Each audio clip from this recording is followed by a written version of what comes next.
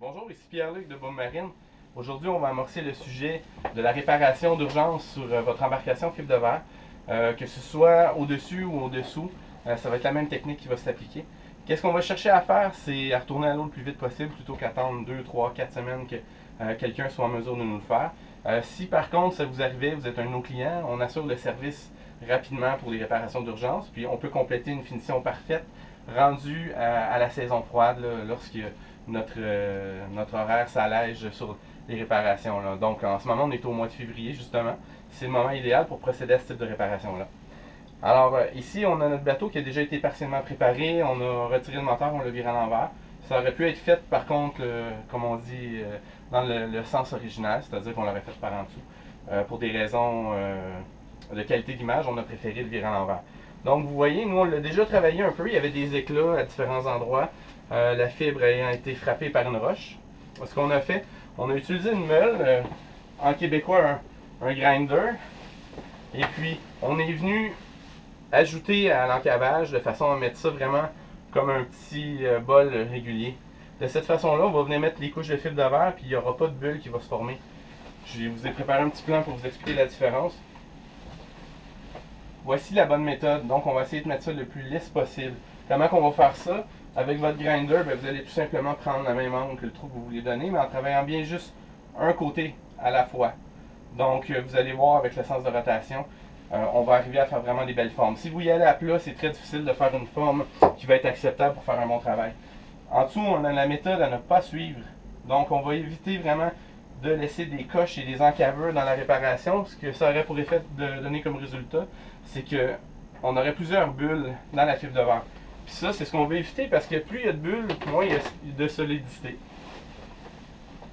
Alors, la première étape pour se lancer dans le travail, vous avez eu la chance déjà de consulter la liste de matériel. On va s'assurer d'avoir tous les éléments. C'est comme une recette, s'il nous manque un ingrédient quand c'est le temps de mettre ça au four, ça marche pas super bien. Alors, on s'est assuré d'avoir tout le matériel avant de commencer. Et puis on a même effectué le meulage. Toujours porter un bon casque de sécurité lorsque vous procédez à ces travaux-là, ainsi que des gants de travail. Moi, je vous conseille le cuir pour bien vous protéger les mains. Tous les gars qui font de la fibre vont pouvoir vous le confirmer.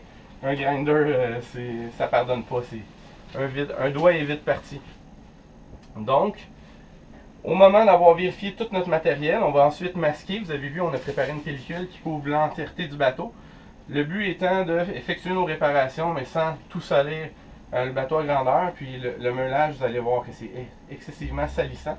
La raison pour laquelle je porte gants et chiennes. Et puis vous allez voir que ça va laisser des marques, ça va vous piquer à divers endroits, là, les poignets, le cou. Tout endroit exposé va vous rappeler votre faute. Donc, au moment où c'est masqué, moi j'aime bien faire un trou un peu à la manière des chirurgiens. Et puis on va utiliser du tape de carrosserie pour venir sécuriser notre plastique pour pas qu'il bouge si vous meulez particulièrement. Vous allez apprécier que votre plan de travail se déplace pas d'un côté à l'autre. Surtout que ça pourrait être très dangereux, donc sautez pas l'étape du tape, elle peut vous sauver la vie. Ce qui va faire la différence entre une réparation bien réussie ou complètement ratée à cause qu'elle a été bâclée, c'est une étape très simple mais qui est cruciale, c'est celle de la préparation. Donc vous avez vu, nous autres, on a sablé au 80, on avait toute la plaque à faire, fait qu'on l'a fait au complet, mais dans ce cas-ci, on aurait pu sabler juste la région qui est à l'intérieur du rectangle. De cette façon-là, vous n'auriez pas eu à tout ressabler à la fin. Mais ça permet premièrement d'être sûr qu'il n'y a pas de contaminants sur votre coque, parce qu'ils vont partir avec le sablage. Et deuxièmement, tous les petits encaveurs qui pourraient éventuellement créer des bulles vont être complètement éliminés. C'est vraiment ce qu'on cherche.